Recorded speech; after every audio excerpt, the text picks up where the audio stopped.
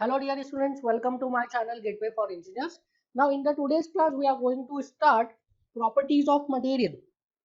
We are going to start our discussion about the core topic of this chapter, properties of material.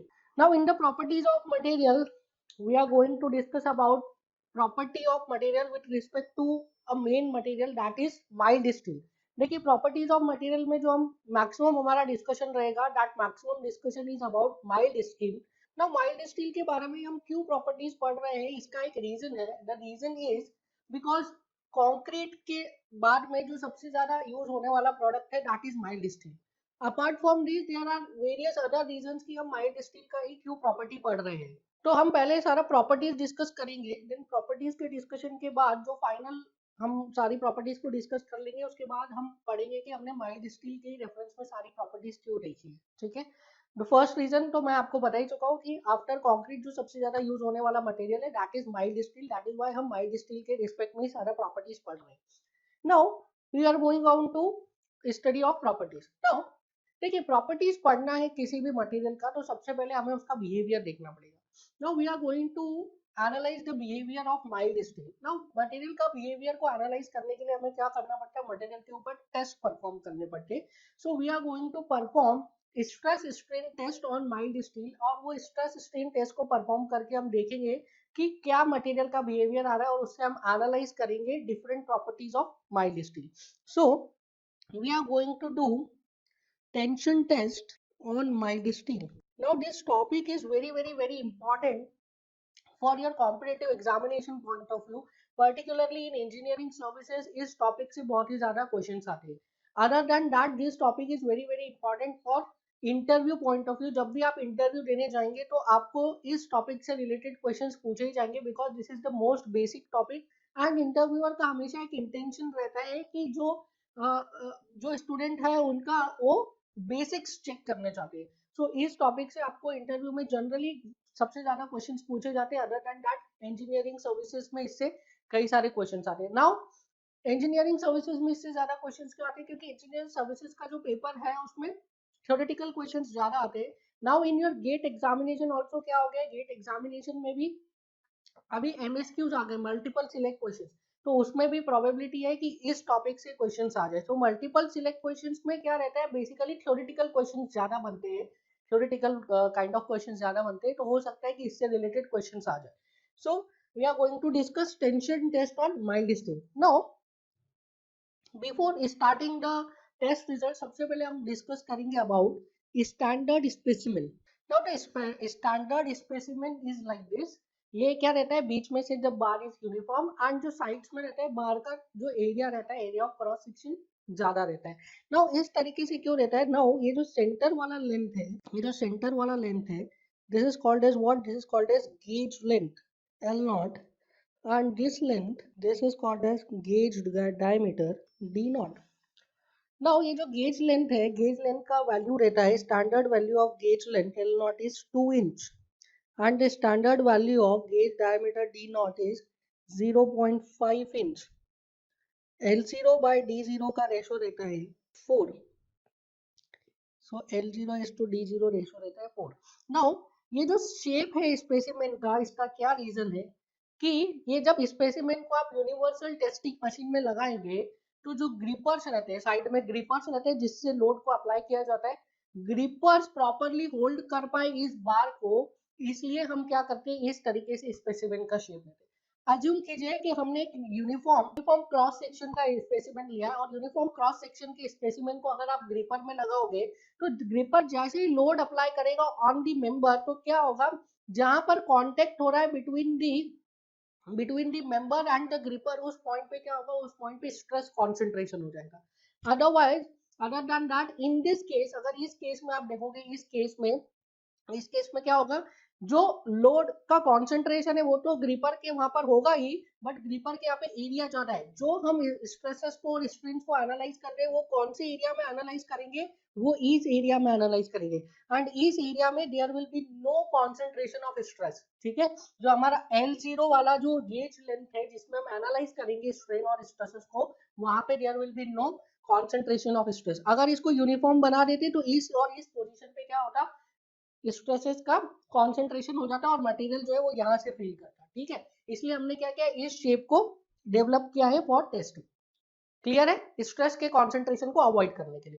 Now next thing कि ये जो हम अभी stress strain curve पढ़ने वाले हैं, इसमें इस स्ट्रेस स्ट्रेन कर्व में जो लोडिंग हम अप्लाई करेंगे, that loading will be a gradual loading. Now हम लोग बोल रहे हैं कि यहाँ पे हम ग्रेजुअल लोडिंग लगाएंगे, तो यहाँ पे समझना जरूरी है कि ग्रेजुअल लोडिंग के अलावा दूसरी कौन सी लोडिंग्स पॉसिबल है। सो ग्रेजुअल लोडिंग जो हम लोड्स अप्लाई कर सकते हैं, उसमें फर्स्ट एक टाइप रहता है, that is gradual loading. Other than gradual loading there could be sudden loading, and the third possible loading is impact loading. Now अब एक एक करके समझिए, what is this gradual loading, what is impact loading and what is sudden loading। ठीक है, gradual loading में क्या हो रहा है, suppose this is a load, ये हमारा वेट है, this is suppose weight of 100 Newton. इसको क्या किया मैंने, 100 इक्वल पार्ट्स में डिवाइड कर दिया। ये वेट है 100 न्यूटन का, इसको 100 इक्वल पार्ट्स में डिवाइड कर दिया, तो एक पार्ट का वेट कितना हो गया, एक पार्ट का वेट हो गया 1 न्यूटन। ना मुझे एक मेंबर है, suppose this is a member, इस मेंबर पे लोड अप्लाई करना है कितने का, 100 न्यूटन का। तो मैं डायरेक्टली 100 न्यूटन एक साथ नहीं लगा रहा हूँ, मैं ग्रेजुअली लगा रहा हूँ। फर्स्ट सेकंड में मैंने एक न्यूटन लगाया, सेकंड सेकंड में एक और लगाया, थर्ड सेकंड पे एक और लगाया, फोर्थ सेकंड पे एक और लगाया। तो इस बार पे जो लोड होगा एट टी इक्वल टू 0 कितना लोड है, 0। एट टी इक्वल टू 1 कितना लोड है, 1 newton. At T equal to 2 कितना लोड हो गया, 2 newton. At T equal to 100 कितना लोड हो गया, 100 न्यूटन। सो हम क्या कर रहे हैं, ग्रेजुअली लोड को अप्लाई कर रहे हैं। And the rate of loading क्या हो गया, rate of loading is 1 Newton पर सेकेंड। सो इस बार पे क्या किया हमने, ग्रेजुअली लोड को लगाया। ऐसे ही ग्रेजुअली लोड हम लगाते जाएंगे कहाँ पे, ऑन दी स्पेसिमेन, और उसको हम टेस्ट करेंगे। तो ये जो टेस्ट पढ़ने जा रहे हैं हम, वो this test will be perform under what, under gradual loading. Now sudden loading क्या है, सडन लोडिंग में ये एक मेरे पास वेट है 100 न्यूटन का, इसको क्या किया, एट टी इक्वल्स टू 0 कितना है इस पे load, 0। And at T equals to 0 है, इस पे क्या हो गया, 100 न्यूटन का लोड आ गया। पूरा का पूरा लोड आपने मेंबर पे अप्लाई कर दिया 100 न्यूटन का in a very small fraction of time, ठीक है, विच इज टेंस टू 0। तो 0 फ्रैक्शन ऑफ टाइम में आपने क्या कर दिया, पूरा का पूरा लोड लगा दिया, that is called as what, that is called as sudden loading. Now अब थर्ड टाइप का लोडिंग आता है, that is impact loading. Impact loading में क्या किया है कि मुझे इस पे लोड लगाना है 100 न्यूटन का, तो I will drop the load from a height, ठीक है। उस लोड को हम ड्रॉप करेंगे एक हाइट से, जिसकी वजह से क्या होगा, मटेरियल पे या मेंबर पे इंपैक्ट पड़ेगा उस लोड का, that is called as impact loading. So अभी जो हम टेस्ट परफॉर्म करने जा रहे हैं, that test will be performed under, that test will be performed under gradual loading. Now I am drawing here a standard stress strain curve. Standard stress strain curve मैं बना रहा हूँ। Now this stress strain curve is, ये जो हमने draw किया है stress strain curve को, ये किसके अगेंस्ट किया है, सिग्मा अगेंस्ट एप्सिलॉन। सिग्मा और एप्सिलॉन के बीच में हमने एक कर्व ड्रॉ किया है, दैट इज स्ट्रेस और स्ट्रेन के बीच में एक कर्व ड्रॉ किया है। क्या किया है, जो मेंबर था, मेंबर पे हमने स्ट्रेसेस को, मतलब लोड को इंक्रीज करते गए, जिसकी वजह से मेंबर में स्ट्रेसेस इंक्रीज होता गया। एंड अलग अलग वैल्यू ऑफ स्ट्रेस पे हमने क्या किया, स्ट्रेन्स को मेजर किया एंड उसके अगेंस्ट हमने प्लॉटिंग की है, ठीक है। सो अलग अलग स्ट्रेस और स्ट्रेन के कॉम्बिनेशन को हमने प्लॉट किया है एंड उससे क्या आया है, ये स्ट्रेस स्ट्रेन कर्व आया है। नाउ इस स्ट्रेस स्ट्रेन कर्व में क्या हो रहा है, there are certain important points. ये हमें कर्व तो मिल गया, बट इस कर्व में हमने कुछ इंपॉर्टेंट पॉइंट्स को डिफाइन किया गया है। किस बेसिस पे डिफाइन किया गया है पॉइंट्स को, जिस भी पॉइंट के बाद में मटेरियल का बिहेवियर चेंज हुआ है, उन पॉइंट्स को हमने क्या किया गया, उन पॉइंट्स को हमने इंपॉर्टेंट पॉइंट के टर्म्स में डिफाइन किया गया। जिस भी पोजीशन से मटेरियल का जो बिहेवियर है वो चेंज हो गया है, उन पॉइंट्स को हमने क्या बोला है, इंपॉर्टेंट पॉइंट्स। और हम उन पॉइंट्स को अभी क्या करेंगे, डिटेल में स्टडी करेंगे, डिटेल में डिस्कस करेंगे। नाउ इनिशियली क्या है, इनिशियली जो मेंबर है उस पर कोई स्ट्रेस नहीं लग रहा है, तो कोई स्ट्रेंथ नहीं है, the member is free from strength. अगर उस पर कोई लोड नहीं लग रहा है, तो ये जो स्ट्रेस स्ट्रेन कर्व है वो कहाँ से चालू होगा, वो 0 से स्टार्ट होगा। नाउ अब इस पे हमने लोड लगाना ग्रेजुअली स्टार्ट किया है। We are applying gradual load on this member in tensile direction. So gradually load लगाना स्टार्ट कर रहे हैं। तो जब ग्रेजुअली लोड लगाना स्टार्ट किया, तो हमने क्या देखा कि जो initial portion of stress strain curve था, that was a straight line. So initial portion was a straight line and it was straight till point A. फिर there is one change in behavior at point B, ये आप देख ही सकते हैं। फिर C dash, C, D, E and F। देखिए point A तक क्या था, पॉइंट A तक the stress strain curve is straight. फिर ए के बाद बी पॉइंट को अभी हम एनालाइज करेंगे क्या हो रहा है बी पॉइंट पे। सी पॉइंट पे क्या कर रहा है, curve in the region A B C region में एक मैक्सिमम वैल्यू अटेंड कर रहा है, उसके बाद स्ट्रेसेस रिड्यूस हो रहे हैं, so that is why C dash is important. Then C के बाद क्या हो रहा है, सी के बाद the curve is nearly flat. C point के बाद क्या हो रहा है, कर्व नियरली फ्लैट है, सो सी पॉइंट का सडनली क्या हो रहा है, बिहेवियर चेंज हो रहा है। नाउ आफ्टर पॉइंट डी क्या हो रहा है, जो कर्व फ्लैट था डी पॉइंट से पहले वो कर्व में क्या आ गया है, कर्व में अगर आपको और स्ट्रेंथ चाहिए अगर डी के बाद, तो you have to apply stresses, stresses बढ़ाने पड़ रहे हैं स्ट्रेंथ को लेने के लिए। एंड ई पॉइंट के बाद क्या हो रहा है, कर्व में डाउनफॉल आ रहा है, स्ट्रेसेस रिड्यूस हो रही है। सो जिस जिस पॉइंट पे मटेरियल का बिहेवियर चेंज हो रहा है उन सारे पॉइंट्स को हमने क्या किया, उन सारे पॉइंट्स को हमने डिनोट किया है एंड उन पॉइंट्स को हम अभी एनालाइज करेंगे।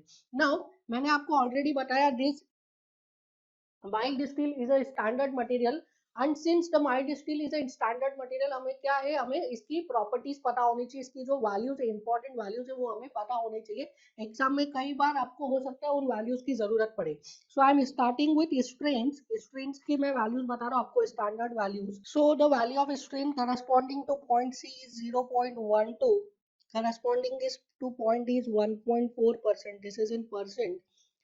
At point E it is 10 to 12% and at point F it is 30 to 35%.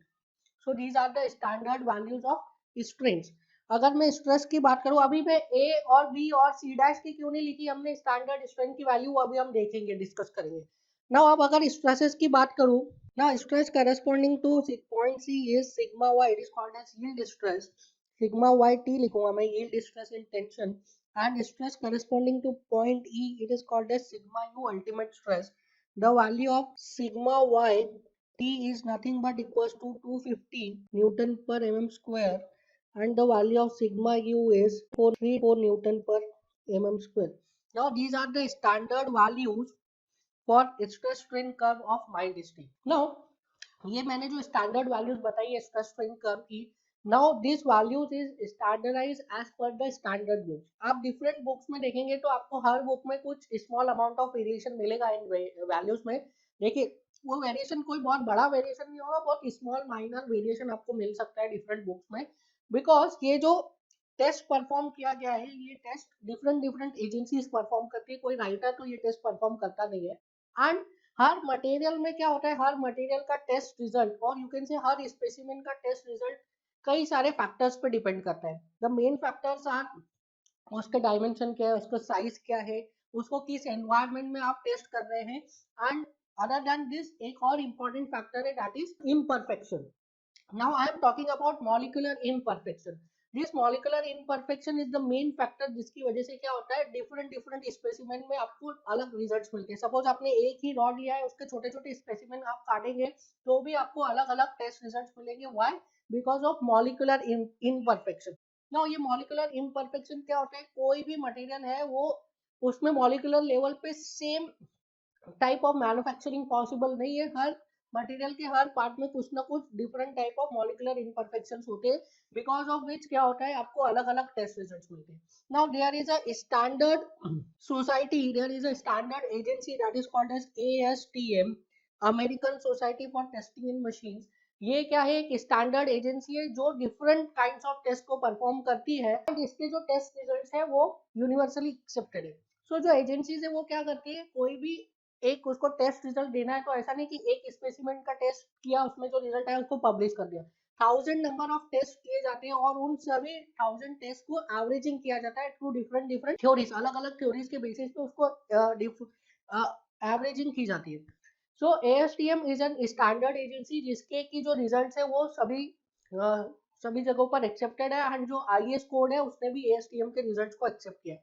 सो ये जो रिजल्ट है these are from standard books and it might be possible कि कुछ माइनर वेरिएशन हो सकता है, बट जो ASTM के रिजल्ट है that are universally accepted. Will move on to this test result and हम ट्राई करने की कोशिश करेंगे इस सभी टेस्ट रिजल्ट को समझने के लिए। नाउ डिफरेंट डिफरेंट रीजन को हम समझेंगे। So we will start with the region OA। OA region से मैं स्टार्ट कर रहा हूँ। Now OA region is perfectly straight. इसका मतलब क्या हुआ, in this region OA sigma is directly proportional to epsilon. This OA region is perfectly straight, इसका मतलब क्या हुआ, sigma is directly proportional to epsilon. That is why point A is called as proportional limit. इसका मतलब क्या हुआ, point A तक क्या है, sigma is directly proportional to epsilon, sigma epsilon के डायरेक्टली प्रोपोर्शनल है। नाउ इसके बाद आता है पॉइंट बी। अब देखिए पॉइंट बी का क्या सिग्निफिकेंस है, point B is called as elastic limit. Now elastic limit का क्या मतलब होता है, इलास्टिक लिमिट का मतलब होता है कि इस पॉइंट तक अगर आपने लोड लगाया है और उसके बाद लोड को रिमूव कर दिया, कंप्लीटली रिमूव कर दिया, तो मटेरियल क्या होगा, मटेरियल अपनी ओरिजिनल पोजीशन पे आ जाएगा। ठीक है, पॉइंट बी तक अगर आपने मटेरियल में लोडिंग किया है और उसके बाद आपने लोड को कंप्लीटली रिमूव कर दिया, मटेरियल क्या हो जाएगा, अपनी ओरिजिनल पोजीशन पर आ जाएगा। दैट मीन्स पॉइंट बी तक मटेरियल किस में है, material is in elastic stage. ठीक है, मटेरियल में परमानेंट डिफॉर्मेशन नहीं आए हैं, जो भी डिफॉर्मेशन आए हैं पॉइंट बी तक, जितना भी स्ट्रेन आया है दैट इज इलास्टिक स्ट्रेन। और अगर पॉइंट बी तक आपने लोडिंग किया है और उसके बाद लोड को हटा दिया, then in that case material क्या होगा, वो सारे डिफॉर्मेशंस को रीगेन कर लेगा और अपनी ओरिजिनल पोजीशन पर आ जाएगा। That is why this point B is important. आपको कर्व में नहीं दिखेगा कि पॉइंट बी पे कुछ चेंज हो रहा है कि नहीं हो रहा है, बट जब प्रैक्टिकली हम इस टेस्ट को परफॉर्म करते हैं तो क्या करते हैं, लोड लगाया फिर हटा दिया, देखा रीगेन किया कि नहीं किया, इलास्टिक लिमिट को देखने के लिए कि किस पोजीशन तक मटेरियल अपना ओरिजिनल पोजीशन को रीगेन कर रहा है, किस लोडिंग तक। तो ये देखा गया है कि जो प्रोपोर्शनल लिमिट आता है, जो स्ट्रेट लाइन आता है, उसके बाद में उसके जस्ट नियरली एक रीजन मिलता है, उसके जस्ट ऊपर आपको एक रीजन मिलता है जहां पे कि अगर आपने लोडिंग हटा दिया तो मटेरियल अपनी ओरिजिनल पोजीशन को रीगेन कर लेगा। That is called as what, elastic limit. Now अब इसके आगे के जो डिस्कशन से, इसके आगे के जो different points, that is C dash, C, D, E and F, इन पॉइंट को समझने के लिए हमें क्या करना पड़ेगा, हमको बेसिक्स में जाना पड़ेगा, मटेरियल के बेसिक्स में। एंड मटेरियल का बेसिक्स कहाँ से आता है, मटेरियल का बेसिक्स आता है फ्रॉम दी केमिस्ट्री। केमिस्ट्री में आप पढ़ते हैं मटेरियल के बेसिक्स को। दैट इज व्हाई इस ये जो टॉपिक है इसमें आपका बेसिक्स चेक हो रहा है। दैट इज व्हाई क्या होता है, ये इंटरव्यूअर का फेवरेट टॉपिक रहता है, क्योंकि इसमें आपका बेसिक कॉन्सेप्ट चेक होते हैं, बेसिक नॉलेज चेक होता है। नाउ अब देखिए यहाँ पे पॉइंट सी डैश से सी में क्या हो रहा है, point C dash to C में there is fall of stress. Fall of stress मतलब देखिए आपको कभी भी डिफॉर्मेशन चाहिए, आपको स्ट्रेन चाहिए, तो आपको क्या करना पड़ेगा, स्ट्रेस लगाना पड़ेगा। स्ट्रेस आप लगाओगे, लोड लगाओगे, तभी डिफॉर्मेशन आएगा ना। But point C dash to C में क्या हो रहा है, लोड रिमूव कर रहे हैं फिर भी डिफॉर्मेशन आ रहा है। लोड आप रिमूव कर रहे हो, स्ट्रेसेस कम हो रही है, तब भी डिफॉर्मेशन आ रहा है। ठीक है, तो यहाँ पे क्या हो रहा है, यहाँ पे मॉलिक्यूलर स्ट्रक्चर में कुछ चेंजेस हो रहे होंगे तभी ये हो रहा है, उसको हम लोग समझने की कोशिश करते हैं। तो बिफोर डिस्कसिंग दिस, आप ये देखिए हम किसके बारे में पढ़ रहे हैं, this is tension test of mild steel, this is tensile test of mild steel and it is also called as low carbon steel. And ये जो पूरा स्ट्रेस स्ट्रेन कर्व है ना, ये पूरे स्ट्रेस स्ट्रेन कर्व में इस कार्बन की बहुत इंपॉर्टेंट रोल है। ये जो कार्बन है ना, इसका बहुत ही इंपॉर्टेंट रोल है ना। अभी किसी भी मटेरियल को आप देखेंगे, किसी भी मटेरियल में there are two components, one is alloy and other is impurity. Now alloy क्या होता है, alloy वो मटेरियल होता है जो मेन कॉन्स्टिट्यूएंट होता है किसी भी मटेरियल का, एंड impurity क्या होता है, वो कॉन्स्टिट्यूएंट होता है जिसका कि परसेंटेज बहुत ही कम होता है। नाउ इन माइल्ड स्टील जो मेन कंपोनेंट है that is iron and impurity है carbon, because carbon is in very very very less quantity, less than 0.2%। हमें पता है कि स्टील में जो कार्बन होता है दैट इज लेस देन 0.2%। सो जो कार्बन है वो एज अ इम्प्यूरिटी एक्ट करता है, बट ये इम्प्यूरिटी क्या कर रही है, ये इम्प्यूरिटी इस माइल्ड स्टील में वेरियस प्रॉपर्टीज को एनहांस कर रही है। सो अगर इस माइल्ड स्टील के मॉलिक्यूलर स्ट्रक्चर पे जाए तो इसका मेन कंपोनेंट कौन सा है, this iron. Iron is the main component. Now जब ये आयरन एक दूसरे के साथ बॉन्डिंग में रहते हैं थ्रू दिस इंटरमोलिकुलर बॉन्ड, ये जो दिख रहा है these are what, these are intermolecular bond। ठीक है, सो ये जो आयरन है these are connected with each other through intermolecular bond। Now अब आप मॉलिक्यूलर लेवल पे देखोगे तो यहाँ पे क्या है, these are spherical atoms। और जब आयरन के स्पेरिकल एटम्स एक दूसरे के साथ इंटरमोलिकुलर बॉन्डिंग से कनेक्टेड है, तो आप देखोगे जब दो चार स्फीयर को कनेक्ट करोगे तो उनके बीच में क्या दिखेगा, आपको वॉइड्स दिखेंगे। सो मॉलिक्यूलर लेवल पे भी क्या हो रहा है, इन आयरन के इंटरमोलिकुलर बॉन्ड से क्या हो रहा है, बीच में वॉइड्स क्रिएट हो रहे हैं, which is called as, chemistry में इनको बोलते हैं interstitial sites. these are called as interstitial sites। and in interstitial sites में क्या होता है, इन इंटरस्टिशियल साइट्स में प्रेजेंट रहती है इम्प्यूरिटी, जैसे दिस कार्बन, ये जो कार्बन है ये कहाँ पे प्रेजेंट है, इन दिस इंटरस्टिशियल साइट। क्योंकि कार्बन का परसेंटेज बहुत ही कम है, इसलिए काफी सारे इंटरस्टिशियल साइट्स क्या है यहाँ पे एम्प्टी है। ठीक है, ये देखिए सब इंटरस्टिशियल साइट्स एम्प्टी है।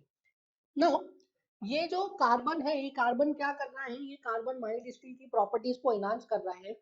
कैसे एनहांस कर रहा है कि ये जो आयरन और आयरन के बीच में जो बॉन्ड है, this iron iron bond, this is weak as compare to carbon iron bond.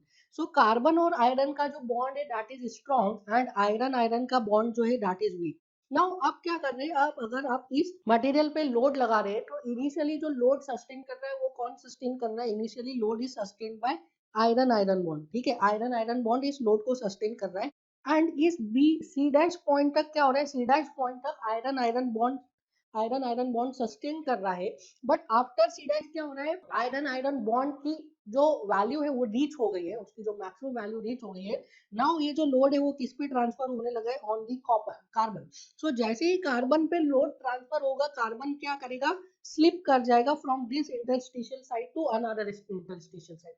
कैसे कार्बन स्लिप हो रहा है, because there are number of available interstitial sites are more, यहाँ पे बहुत ज्यादा वॉइड्स अवेलेबल है।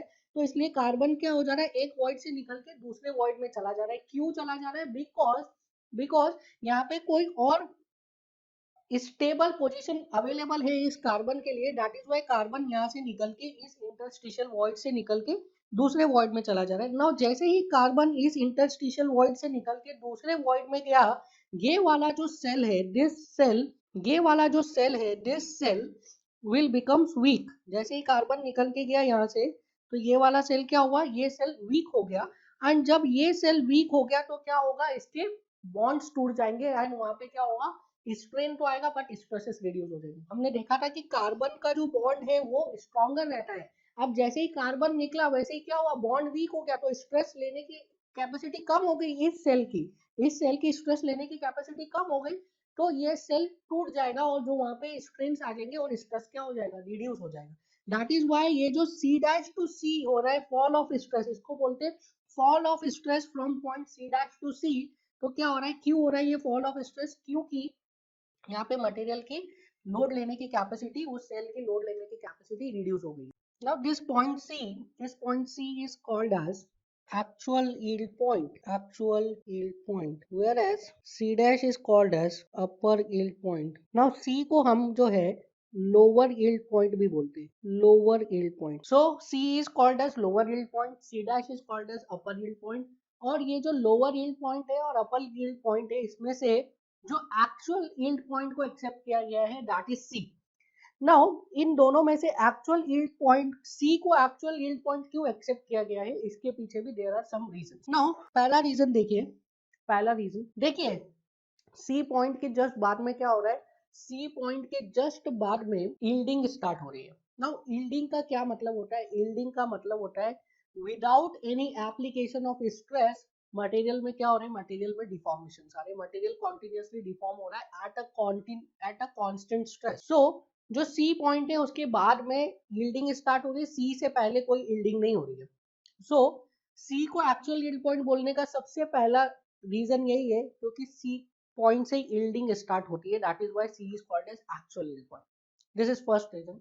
सेकंड रीजन, सी डैश जो है, दैट सी डैश का जो वैल्यू है, सी डैश पे जो स्ट्रेस का वैल्यू है दैट इज नॉट कांस्टेंट, वो अनस्टेबल है। क्यों अनस्टेबल है, बिकॉज सी डैश पे जो स्ट्रेस का वैल्यू है वो डिपेंड करता है रेट ऑफ लोडिंग पे। रेट ऑफ लोडिंग हमने पढ़ा था कि ये जो टेस्ट हम कंडक्ट कर रहे हैं, ये test we are conducting this test under under gradual loading. और ग्रेजुअल लोडिंग में हमने देखा था हम एक लोडिंग रेट डिफाइन करते हैं। लोडिंग रेट कैसे, हमने एक बार लिया था, बार के 100 न्यूटन का बार लिया था, उसके 100 पीसेस किए थे, तो एक बार का वेट आ गया था 1 न्यूटन। एक पहले सेकंड में एक रखा, दूसरे सेकंड में दूसरा रखा, तीसरे सेकंड में तीसरा रखा, तो लोडिंग का रेट क्या है, इट इज 1 न्यूटन पर सेकंड। अब यहाँ पे हमने बोला है कि ग्रेजुअल लोडिंग है बट लोडिंग का रेट तो नहीं डिफाइन किया गया ना। सपोज एक एजेंसी है वो 1 न्यूटन पर सेकंड पे टेस्ट कर रही है, दूसरी एजेंसी है वो 2 न्यूटन पर सेकंड पे टेस्ट कर रही है। सो लोड तो ग्रेजुअल है बट उसका लोडिंग का रेट तो डिफाइन नहीं है ना। सो जैसे ही हम लोडिंग का रेट चेंज करते हैं वैसे ही ये सी डैश पे जो स्ट्रेस है वो चेंज हो जाती है। सो मटेरियल की प्रॉपर्टी वो होनी चाहिए जो कि चेंज ना हो लोडिंग रेट से। So that is why C को कैसा एक्सेप्ट किया गया, सी को एक्सेप्ट किया गया as actual yielding point. Third reason है कि जो सी पे स्ट्रेस की वैल्यू होती है that is always less than C dash. C पर जो स्ट्रेस की वैल्यू होती है वो सी डैश से हमेशा कम होती है। That is why for safety point of view, क्योंकि हम अलग अलग डिजाइन क्राइटेरिया के लिए यील्ड स्ट्रेस को यूज करते हैं, तो it is better to use a lower value. ठीक है, तो डिजाइन पॉइंट ऑफ व्यू में हम क्या करना चाहते हैं, डिजाइन पॉइंट ऑफ व्यू से हम एक छोटी वैल्यू को लेना चाहते हैं जिसपे कि मटेरियल के फेल होने के चांसेस कम हो। सो फॉर सेफ्टी हमने क्या किया, लोअर यील्ड पॉइंट को एक्चुअल यील्ड पॉइंट अज्यूम किया है, दैट जिससे कि क्या हो, जिससे कि मटेरियल के फेल होने के chance. So these are the various reason जिसकी वजह से हमने क्या किया है, जिसकी वजह से हमने सी को एक्चुअल यील्ड पॉइंट कंसिडर किया है। Now the next region is CD region. CD region is called as yield plateau and C point हमने जैसे लिखा, it is called as actual yield point और it is the yield point. Now ये yielding क्या होता है इसको हम थोड़ा सा और समझते हैं केमिस्ट्री में जाके। So हमने देखा था from C dash to C क्या हो रहा है, from C dash to C fall हो रहा है स्ट्रेस में, एंड वो फॉल क्यों हो रहा है स्ट्रेस में, बिकॉज जो कार्बन एटम्स है वो क्या कर रहे हैं, इंटरस्टिशियल साइड्स में स्लिप कर रहे हैं, from one interstitial sides to another interstitial side क्या हो रहा है, कार्बन एटम स्लिप कर। नाउ कार्बन एटम स्लिप करते करते क्या हुआ, एक स्टेबल पोजीशन पर आ गए हैं at point C, and C point पर क्या हो रहा है, अब कार्बन तो स्लिप हो गया है, अब क्या है, कॉन्टिन्यूस जो आयरन के बॉन्ड्स है वो ब्रेक होना स्टार्ट हो गए हैं, एंड ये जो अब कॉन्टिन्यूस आयरन के बॉन्ड्स ब्रेक हो रहे हैं, now due to the breaking of iron के बॉन्ड्स क्या हो रहा है, मटेरियल में कॉन्टिन्यूस डिफॉर्मेशन आ रहे हैं। अब ये जो बॉन्ड है ये वापस से तो कनेक्ट नहीं हो सकते, तो इसलिए मटेरियल अपनी ओरिजिनल शेप पे कभी नहीं आएगा after point C. So after point C क्या हो रहा है कि ये जो आयरन के बॉन्ड्स है, ये आयरन के बॉन्ड्स ब्रेक होना स्टार्ट हो गए like this. So C point के बाद क्या हो रहा है, सी पॉइंट के बाद आयरन के बॉन्ड्स ब्रेक हो रहे हैं, and due to breaking of bonds in iron क्या हो रहा है, मटेरियल में कॉन्टिन्यूस डिफॉर्मेशन हो रहा है without any application of stress. क्यों, क्योंकि ये जो आयरन के बॉन्ड्स है इसका एक पर्टिकुलर बॉन्ड स्ट्रेंथ है, और उस बॉन्ड स्ट्रेंथ से थोड़ा सा अपने स्ट्रेस बढ़ाए तो सारे के सारे आयरन के बॉन्ड्स क्या हो जाएंगे, ब्रेक हो जाएंगे। सो कॉन्टिन्यूस सभी आयरन के बॉन्ड ब्रेक हो रहे हैं in region C to D, and क्या हो रहा है, उससे बहुत ज्यादा डिफॉर्मेशन आ रहे हैं, and there is no need to increase the stress. So without any increase in stress क्या हो रहा है, डिफॉर्मेशन आ रहे हैं, that is why this CD region is called as yield plateau and this CD region is approximately flat. Clear है, यहाँ तक समझ में आ गया। हमने देख लिया, सबसे पहले थोड़ा सा मैं आपको रिपीट कर देता हूँ, this OA region this was a straight line OA region। ठीक है, ये जो थीटा यहाँ पे बनता है OA region में, दिस थीटा, इसके बारे में अभी हम डिटेल में स्टडी करेंगे आगे। This theta is called as what? Capital E. That is Young's modulus of elasticity. And the value of this theta is generally greater than 89 degree. 89 degree से ज्यादा ही होता है ये वैल्यू। आप चाहे तो इसको कैलकुलेट कर सकते हैं, हमने अभी कैपिटल ई की वैल्यू देखी थी, it is 2.1 into 10 raise to power 5, 2.1 into 10 raise to power 5 newton per mm square. तो वहां से आप थीटा की वैल्यू कैलकुलेट कर सकते हैं, तो you will get the value of theta is more than 89 degree. अगर थीटा की वैल्यू 90 डिग्री के बराबर आ गई तो क्या हो जाएगा, थीटा की वैल्यू 90 डिग्री के बराबर आ गई तो ये क्या हो जाएगा, ये वर्टिकल हो जाएगा। थीटा की वैल्यू अगर 90 डिग्री से ज्यादा आ गई तो ये ग्राफ जो है वो वर्टिकल हो जाएगा, और ग्राफ वर्टिकल होने का मतलब क्या है, at any value of stress, stress बढ़ाते जा रहे हैं पर कोई स्ट्रेन नहीं आ रहा है, तो वो कौन सा मटेरियल होता है, वो रिजिड मटेरियल होता है। ठीक है, since this mild steel is not a rigid material, so इसमें जो थीटा की वैल्यू है वो 90 से कम आएगी। प्रैक्टिकली ये देखा गया है कि वो 89 से ज्यादा। तो यहाँ पे पहुंच गए हम पॉइंट ए पर, O A is a perfectly straight line, that is why यहाँ पे sigma is directly proportional to epsilon, that is stress is directly proportional to strain, that is why हमने पॉइंट ए को क्या बोला, point A को proportional limit बोला। यहाँ तक क्या होता है, पॉइंट ए तक sigma is directly proportional to strain. ये जो कर्व है कैसा मिल रहा है हमें, ऐसे straight line. Now point B पे क्या हो रहा है, पॉइंट बी तक अगर हम स्ट्रेस लगा रहे हैं उसके बाद स्ट्रेस हटा देते हैं तो मटेरियल अपना ओरिजिनल पोजीशन को रीगेन कर लेता है। पॉइंट बी तक अगर स्ट्रेस लगाने के बाद हम हटा देते हैं तो मटेरियल अपनी ओरिजिनल पोजीशन को रीगेन कर लेता है। इस प्रॉपर्टी को हम क्या बोलते हैं, इस प्रॉपर्टी को हम बोलते हैं elasticity. Elasticity is the property by the virtue of which material regain its original shape.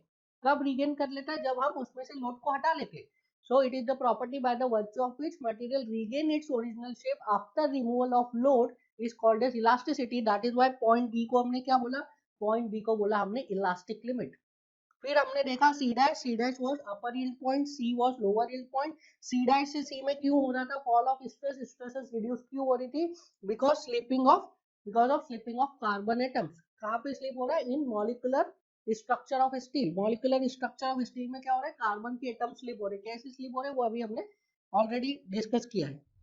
Now CD reason, सी के बाद क्या होता है? सी के बाद प्लास्टिक रीजन स्टार्ट हो जाता है।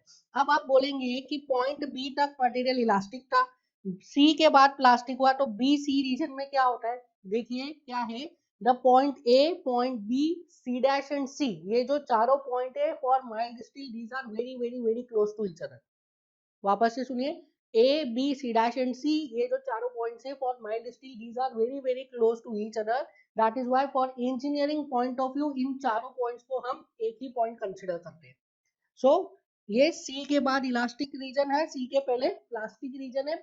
बी और सी के बीच में जो पोर्शन है that is very very very negligible.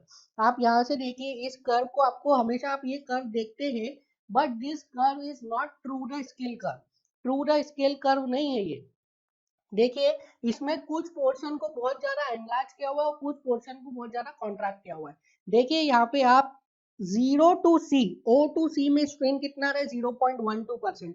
तो अब ये 0.12% की स्ट्रेन को हमने कितना बड़ा एरिया में दिखाया है, और 0.12 से 1.4 स्ट्रेन आ रहा है, तो हमने इस एरिया को इसके कंपैरेटिव में अगर टू द स्केल बनाते तो 1.4 बहुत दूर आता।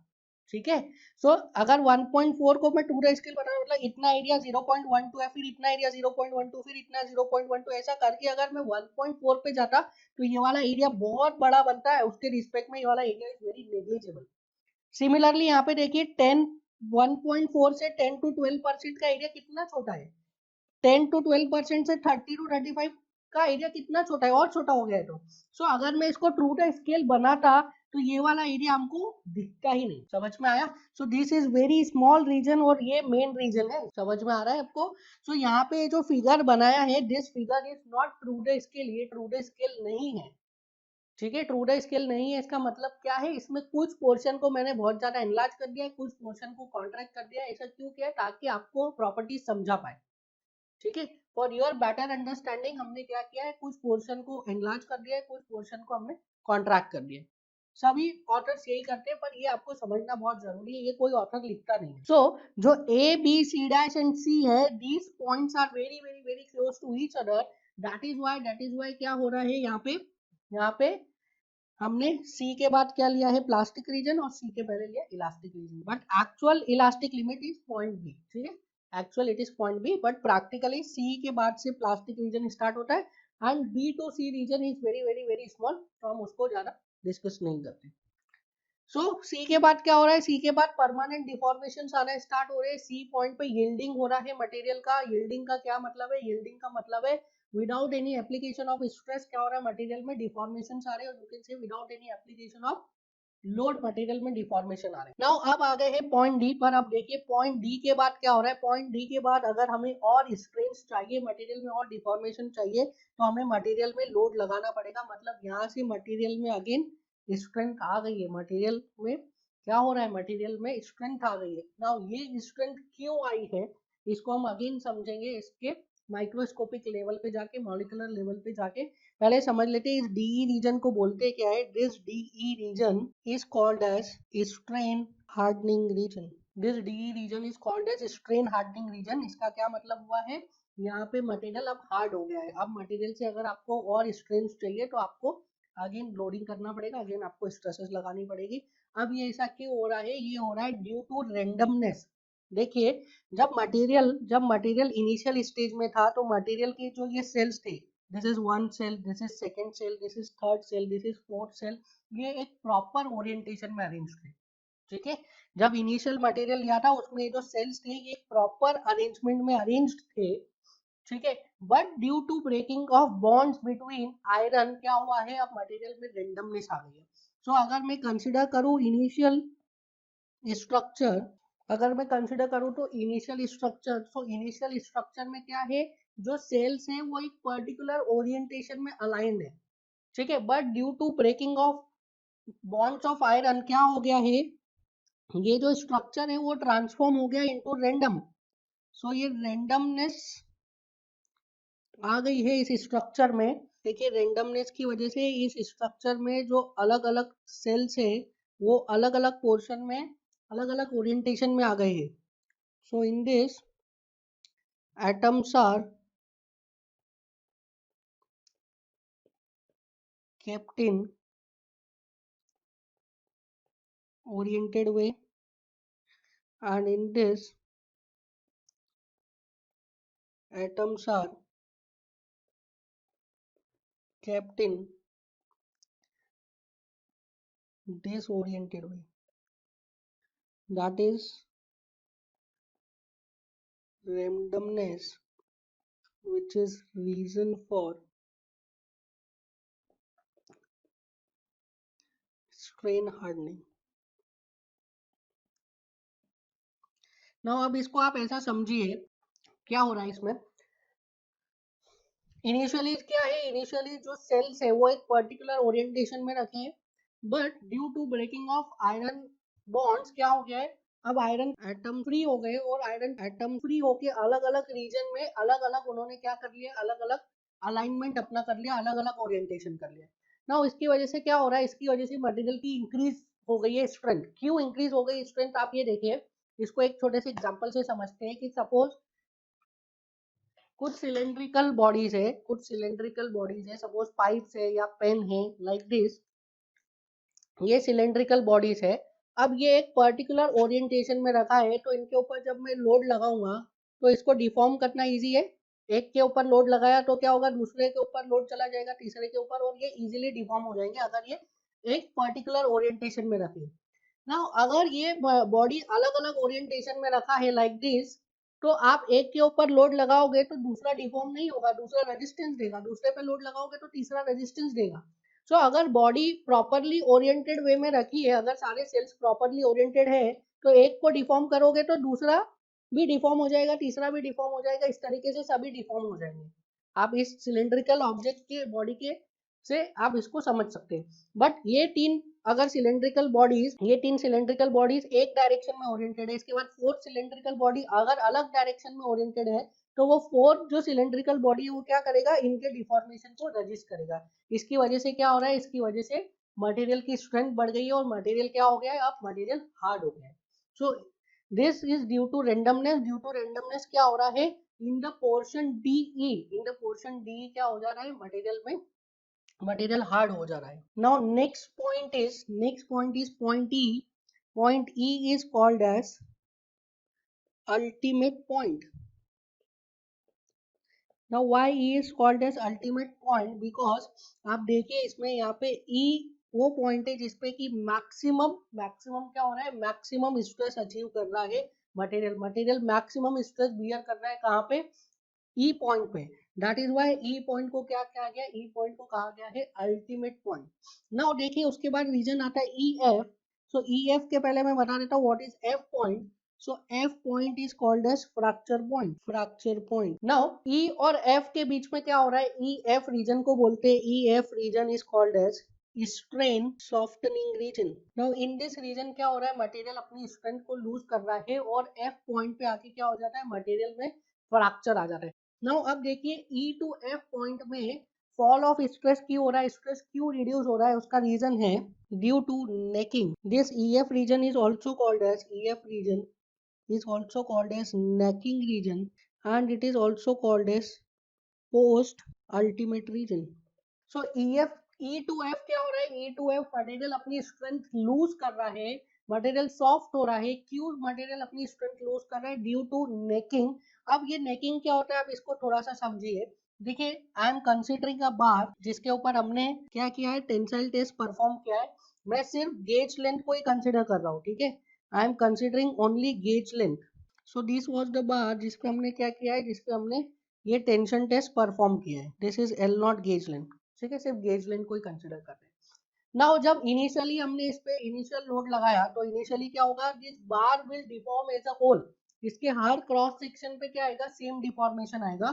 तो जब भी हम मटेरियल पे लोड लगा रहे हैं तो क्या हो रहा है, मटेरियल में लॉन्गिट्यूडनल डायरेक्शन में क्या आ रहा है, स्ट्रेन आ रहा है, दैट इज टेंसाइल स्ट्रेन आ रहा है. बट क्रॉस सेक्शन में क्या आ रहा है, क्रॉस सेक्शन में कॉम्प्रेशन आ रहा है.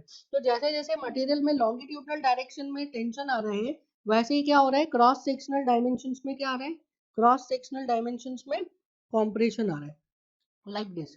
नाउ अब हमने मटेरियल पे और और स्ट्रेस इंड्यूस किया, तो उसकी वजह से क्या हुआ, और मटेरियल में टेंसाइल डायरेक्शन में क्या आया, मटेरियल में टेंसाइल डायरेक्शन में, मटेरियल में लॉन्गिट्यूडनल डायरेक्शन में टेंसाइल स्ट्रेसेस आए, एंड क्रॉस सेक्शनल डायमेंशन में क्या हुआ, उसकी डेप्थ और विड्थ में क्या हुआ, कॉम्प्रेशन आया। नाउ जैसे जैसे हम ये लोड बढ़ाते जाएंगे वैसे वैसे क्या होगा, स्ट्रेंथ आते जाएंगे लॉन्गिट्यूडनल डायरेक्शन में। अब देखिए पॉइंट ई पर क्या हो गया है, पॉइंट ई पर लॉन्गिट्यूडनल डायरेक्शन में 10 to 12% स्ट्रेंथ आ गए हैं, लॉन्गिट्यूडनल डायरेक्शन में 10 to 12% स्ट्रेंथ आ गई है।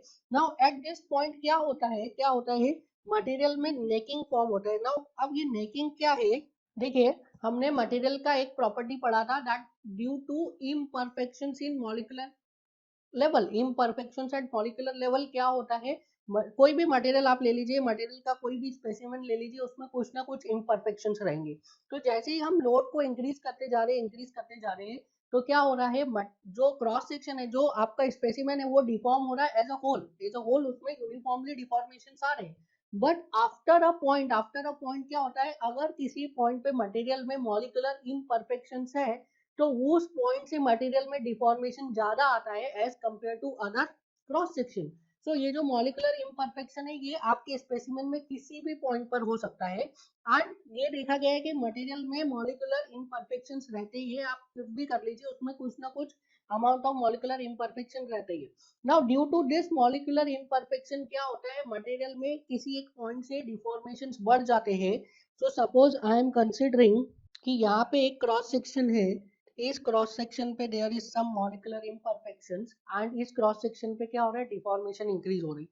Now due to this increase in deformation क्या होता है, मटेरियल में एक नेकिंग फॉर्म होती है। नेकिंग का मतलब क्या होता है, नेकिंग का मतलब होता है कि उस क्रॉस सेक्शन से उस क्रॉस सेक्शन पे मटेरियल में क्या होता है, मटेरियल में डिफॉर्मेशंस बहुत ज्यादा आते हैं, so area of cross section बहुत ज्यादा रिड्यूस हो जाता है, लाइक दिस। देखिए at this cross section x x क्या हुआ है, मटेरियल में, मटेरियल का एरिया ऑफ क्रॉस सेक्शन बहुत ही ज्यादा रिड्यूस हो गया है, एंड बिकॉज ऑफ विच क्या हो रहा है, बिकॉज ऑफ विच मटेरियल में स्ट्रेस कॉन्सेंट्रेशन हो रहा है। So here area of cross section is very less, यहाँ पे क्या है, मटेरियल का एरिया ऑफ क्रॉस सेक्शन बहुत कम हो गया है, and due to this reduction is area of cross section क्या होता है, मटेरियल में स्ट्रेस कॉन्सेंट्रेशन होता है, और मटेरियल अपनी स्ट्रेंथ लूज करते हुए इस क्रॉस सेक्शन से क्या करता है, इस क्रॉस सेक्शन से ब्रेक कर जाता है।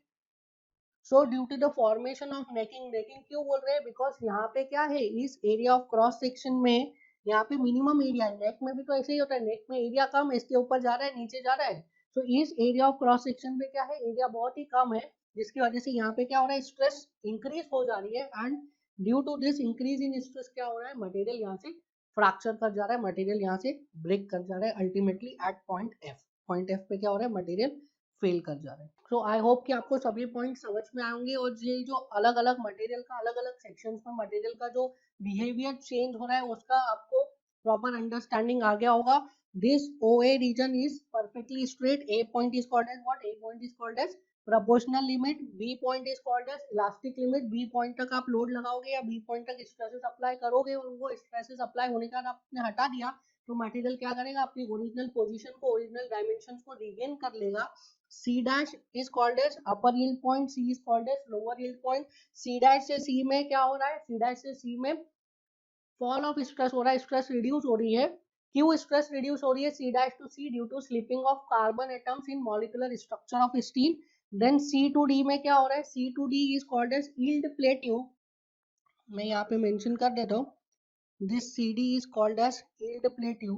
ठीक है, CD is called as yield plateau। इसके पहले C पॉइंट को हमने क्या बोला, C पॉइंट को हमने बोला एक्चुअल yield पॉइंट। क्यों एक्चुअल yield पॉइंट बोला, क्योंकि C के बाद क्या हो रहा है, C के बाद yielding स्टार्ट हो रही है, पहला रीजन ये था। दूसरा रीजन क्या था, that C dash point is not stable, the value of stress at C dash is not constant। ठीक है, वो किस पे डिपेंड करता है, वो डिपेंड करता है रेट ऑफ लोडिंग पे। रेट ऑफ लोडिंग अलग कर दिया तो C dash पे स्ट्रेस की वैल्यू अलग हो जाएगी, whereas C जो है वो रेट ऑफ लोडिंग पे डिपेंड नहीं करता है। थर्ड रीजन था C dash को as a actual yield point लेने का, because the value of C को as a actual yield point लेने का, because the value of C is less. ठीक है, C पे जो स्ट्रेस की वैल्यू है वो कम है, एंड हम यील्ड स्ट्रेस को कई सारे डिजाइनिंग में यूज करते हैं, तो for safety point of view it is better to take a lower value को लेना ज्यादा बेटर रहता है इस सेफ्टी के लिए। दैट इज व्हाई हमने C को क्या लिया, C को हमने लिया actual yield point. Now in the portion C D क्या हो रहा है, with negligible increase in stress क्या हो रहा है, डिफॉर्मेशन आ रहे हैं, बहुत ज्यादा स्ट्रेंथ आ रहे हैं एंड दिस इज फ्लैट। क्यों आ रहे हैं स्ट्रेंथ, बिकॉज जो आयरन के बॉन्ड्स है, कार्बन को स्लिप होके एक स्टेबल पोजीशन ले लिया है, तो जो आयरन के बॉन्ड्स है वो बॉन्ड्स क्या हो रहे हैं, कॉन्टिन्यूसली ब्रेक हो रहे हैं और मटेरियल में क्या आ रहा है, कॉन्टिन्यूस डिफॉर्मेशन आ रहा है एंड दिस डिफॉर्मेशन, ये डिफॉर्मेशन मटेरियल रीगेन नहीं कर पाएगा, this is permanent deformation. Now in the portion DE क्या है, डीई पोर्शन को हमने क्या बोला, DE portion is strain hardening region, this is strain hardening region. Now क्या हो रहा है डीई पोर्शन में, डीई पोर्शन में मटेरियल में रेंडमनेस आ गई, मटेरियल के जो पहले सेल्स थे वो ओरिएंटेड थे इन अ प्रॉपर स्ट्रक्चर, बट अब क्या हो गया, मटेरियल में डिसओरिएंटेशन आ गया, मटेरियल में रेंडमनेस आ गई। Now due to this randomness क्या हो गया, मटेरियल की स्ट्रेंथ इंक्रीज हो गई, मटेरियल हार्ड हो गया, ठीक है। तो अब यहाँ पे और ज्यादा अगर आपको स्ट्रेंथ चाहिए तो you have to increase the stresses, ठीक है, आपको स्ट्रेस इंक्रीज करना पड़ेगी, दैट इज व्हाई यहाँ पे क्या आ रहा है, यहाँ पे आप देख रहे हैं कि मटेरियल की स्ट्रेंथ जो है वो इंक्रीज हो गई है। Now point E is called as ultimate point, why E is called as ultimate point, because इस पॉइंट पे मटेरियल क्या कर रहा है, मटेरियल मैक्सिमम स्ट्रेस अचीव कर रहा है, ठीक है, मटेरियल मैक्सिमम स्ट्रेस अचीव कर रहा है, that is why E point is called as what, ultimate point. And इसके बाद कौन सा ईएफ रीजन को हमने क्या बोला, EF region is strain softening region और it is called as post ultimate region, it is also called as necking region. क्यों नेकिंग हो रही है यहाँ पे, बिकॉज यहाँ पे मटेरियल में due to molecular imperfection, material का कोई क्रॉस सेक्शन है उसमें डिफॉर्मेशन ज्यादा हो रहे हैं as compare to other cross section, ठीक है। डिफॉर्मेशन क्यों हो रहे हैं, क्योंकि जब हम लेंथ बढ़ाएंगे तो क्रॉस सेक्शन क्या होगा, क्रॉस सेक्शन रिड्यूस होगा, ठीक है। तो जो रिडक्शन इन क्रॉस सेक्शन है वो किसी एक पर्टिकुलर क्रॉस सेक्शन पे ज्यादा हो रहा है, क्यों हो रहा है, due to molecular imperfections and क्या हो रहा है, एक नेक लाइक स्ट्रक्चर फॉर्म हो रहा है, लाइक दिस, देखिए यहाँ पे एक नेक लाइक स्ट्रक्चर फॉर्म हो रहा है, नेक लाइक जिसके आसपास में एरिया जा रहा है बट उस रीजन में एरिया कम है एंड वहाँ पे एरिया कम होने की वजह से क्या हो रहा है, स्ट्रेस कॉन्सेंट्रेशन हो रहा है और मटेरियल स्ट्रेस रिड्यूस होते हुए भी मटेरियल फेल हो जा रहा है, मटेरियल अपनी स्ट्रेंथ को लूज कर रहा है। And point F is called as fracture, इस पॉइंट पे क्या होता है, मटेरियल में फ्रैक्चर आ जाता है, मटेरियल ब्रेक कर जाता है। So these are the important points. अब हमने बीच में एक बात बोली थी, क्या बोली थी कि सी डैश टू सी में क्या हो रहा है, सी डैश टू सी में कार्बन एटम स्लिप कर रहे हैं जिसकी वजह से फॉल ऑफ स्ट्रेस हो रहा है एंड उसके बाद क्या हो रहा है, in the portion C D, in the portion C D क्या हो रहा है, आयरन के बॉन्ड्स ब्रेक हो रहे हैं। नाउ अब देखिए ये तो हमने जो बनाया stress strain curve, this stress strain curve is for which material, this stress strain curve is for mild steel, ये स्ट्रेस स्ट्रेन कर्व हमने किसके लिए बनाया, माइल्ड स्टील के लिए बनाया एंड माइल्ड स्टील में क्या होता है, माइल्ड स्टील में कार्बन का परसेंटेज इज लेस देन 0.2%, अगर कार्बन का परसेंट 0.2 से ज्यादा हो गया तो क्या हो जाएगा, तो वो माइल्ड स्टील, वो स्टील रहेगा ही नहीं, वो क्या बन जाएगा, वो बन जाएगा कास्ट आयरन। नाउ यहाँ पे हमने कार्बन का परसेंट लेस देन 0.2 रखा है, तो क्या कार्बन का परसेंट जब लेस देन 0.2 रहता है तो एक ही मटेरियल होता है माइल्ड स्टील, नहीं, there are 3 types of steel, the first one is high carbon steel, second one is medium carbon steel and the third one is low carbon steel which is called as mild steel. Now इन तीनों में क्या relation है, इन तीनों में relation है कि carbon percentage increase होता जा रहा है, so carbon percentage is increasing, but maximum value कितनी है, 0.2 से कम ही रहेगा, तीनों में 0.2 से ज्यादा नहीं रहेगा। तो अब मैं ये देखना चाहता हूँ कि कार्बन के परसेंटेज से इंक्रीज हो रहा है अगर कार्बन का परसेंटेज, तो क्या इफेक्ट पड़ रहा है उसका स्ट्रेस स्ट्रेन कर्व पे। सो इन तीनों मटेरियल्स का हम क्या बनाएंगे, इन तीनों मटेरियल्स का हम बनाएंगे स्ट्रेस स्ट्रेन कर्व। नाउ आप देखिए, please try to understand because this is very important. So this is sigma stress and this is epsilon strain. So अब मैं क्या कर रहा हूँ, यहाँ पे स्ट्रेस स्ट्रेन कर्व बना रहा हूँ for this 3 different types of steel, that is high carbon steel, medium carbon steel and low carbon steel. जब इनका स्ट्रेस स्ट्रेन कर्व हम बनाते हैं, so this yellow one is for mild steel और you can say low carbon steel, this pink one is for medium carbon steel and this orange one is for high carbon steel. So ये 3 अलग अलग graphs आपको दिख रहे हैं, high carbon steel, medium carbon steel and low carbon steel. So इन तीनों graph को हम कंपेयर करेंगे और इन तीनों ग्राफ के बारे में आपको कुछ कंक्लूजन्स है शेयर करना है जो कि इंपॉर्टेंट है। नाउ जो सबसे पहला है कि this theta for all the three curves is same. तीनों ही मटेरियल के लिए जो थीटा है, थीटा क्या था, that is Young's modulus of elasticity. So Young's modulus of elasticity is same for all the three materials. क्यों सेम है? Because this Young's modulus of elasticity, this is a parental property. Parental property क्या है कि जो भी material है उसका जो मेन कंपोनेंट है, दैट इज यहाँ पे क्या है, मेन कंपोनेंट इज आयरन। तो ये जो यंग्स मॉडुलस ऑफ इलास्टिसिटी है कहाँ से आ रही है, ये आयरन से आ रही है। दैट इज व्हाई कि इन तीनों मटेरियल में this Young's modulus of elasticity is same, that is theta is equals to E. Now next thing, यहाँ पे देखिए, यहाँ पे in case of mild steel and in case of medium carbon steel, ये जो यील्ड प्लेटो है ये रिड्यूस हो रहा है। यील्ड प्लेटो क्या हो रहा है, यील्ड प्लेटो रिड्यूस होता जा रहा है। नाउ ये यील्ड प्लेटो रिड्यूस क्यों हो रहा है, और यहाँ पे देखिए हाई कार्बन स्टील में क्या हो रहा है, यील्ड प्लेटो हाई नहीं। सो देखिए माइल्ड स्टील में यील्ड प्लेटो ज्यादा है, मीडियम कार्बन में कम है और हाई कार्बन में है ही नहीं। सो यहाँ पे क्या हो रहा है कि कार्बन के एटम्स रिड्यूस हो रहे हैं, कार्बन के एटम्स रिड्यूस हो रहे हैं। सपोज कि यहाँ पे जो है there are total 100 bonds in mild steel, there are total 100 bond and 100 में से 10 बॉन्ड किसके हैं, 10 बॉन्ड है कार्बन के, बाकी 90 बॉन्ड से आयरन टू आयरन, 10 बॉन्ड से आयरन टू कार्बन। तो हमने देखा है कि iron to carbon bonds are stronger, iron to iron bonds are weaker. So क्या हुआ है, पॉइंट सी के बाद क्या हो रहा है, पॉइंट सी के बाद ये आयरन टू आयरन बॉन्ड्स टूट रहे हैं एंड उसकी वजह से डिफॉर्मेशन हो रहा है। तो जितने ज्यादा आयरन टू आयरन बॉन्ड्स होंगे उतने ज्यादा टूटेंगे, उतना ज्यादा डिफॉर्मेशन होगा। सो यहाँ पे आयरन टू आयरन बॉन्ड ज्यादा है बिकॉज कार्बन का परसेंटेज कम है, यहाँ पे आयरन टू आयरन बॉन्ड्स कम है बिकॉज कार्बन का परसेंटेज ज्यादा है, और यहाँ पे आयरन का परसेंटेज, यहाँ पे कार्बन का परसेंटेज बहुत ही ज्यादा है, that is why iron to iron bond is negligible. समझ में आया? तो जैसे जैसे कार्बन का परसेंटेज हम बढ़ा रहे हैं वैसे वैसे क्या हो रहा है, आयरन के बॉन्ड रिड्यूस हो रहे हैं। आयरन के बॉन्ड रिड्यूस होंगे तो फिर वो डिफॉर्मेशन कम हो रहा है, कम आयरन के बॉन्ड ब्रेक हो रहे हैं, दैट इज व्हाई यहाँ पे डिफॉर्मेशन कम हो रहा है। नाउ सेकेंड थिंग समझिए कि in all the three cases, ये देखिए अल्टीमेट स्ट्रेस यहाँ पे कम है, यहाँ पे और बढ़ गया, यहाँ पे और बढ़ गया। तो जो स्ट्रेंथ है वो मटेरियल की बढ़ रही है इन ऑल द थ्री। आप कुछ भी देख ले, यील्ड स्ट्रेस भी बढ़ रहा है, यहाँ पे भी बढ़ रहा है यील्ड स्ट्रेस, यहाँ पे सबसे कम है माइल्ड स्टील में, मीडियम कार्बन में उससे ज्यादा, हाई कार्बन में और ज्यादा। सो क्या हो रहा है यहाँ पे, स्ट्रेंथ इसकी बढ़ रही है, स्ट्रेंथ बढ़ रही है मटेरियल की, जैसे जैसे कार्बन का परसेंटेज हम बढ़ा रहे हैं वैसे वैसे मटेरियल की स्ट्रेंथ बढ़ रही है। क्यों बढ़ रही है, हम ऑलरेडी डिस्कस कर चुके हैं दैट कि कार्बन और आयरन का जो बॉन्ड है that is stronger as compare to iron iron bond. So जितने ज्यादा कार्बन आयरन के बॉन्ड होंगे उतना ज्यादा स्ट्रेंथ होगा, ठीक है। थर्ड थिंग कि फ्रैक्चर स्ट्रेन रिड्यूस हो रहा है, फ्रैक्चर स्ट्रेन देखिए रिड्यूस हो रहा है, यहाँ पे ज्यादा है, फ्रैक्चर पे स्ट्रेन ज्यादा है, यहाँ पे फ्रैक्चर पे स्ट्रेन कम है, यहाँ पे फ्रैक्चर पे स्ट्रेन और कम है। सो फ्रैक्चर स्ट्रेन क्यों रिड्यूस हो रहा है, बिकॉज बिकॉज कि देखिए यहाँ पे कार्बन के बॉन्ड्स क्या हो रहे हैं, कार्बन के बॉन्ड्स बढ़ रहे हैं। देखिए मटेरियल में 10 बॉन्ड आयरन के हैं जो कि वीक है, सॉरी मटेरियल में 90 बॉन्ड्स आयरन के, मैं अज्यूम कर रहा हूँ माइल्ड स्टील है, माइल्ड स्टील में 90 बॉन्ड्स आयरन के, 10 बॉन्ड्स किसके हैं, कार्बन के। 90 आयरन आयरन आयरन है और 10 आयरन कार्बन है। तो क्या हो रहा है, जब 90 बॉन्ड्स टूट रहे हैं तो मटेरियल में क्या आ रहा है, ज्यादा डिफॉर्मेशन आ रहा है, ठीक है।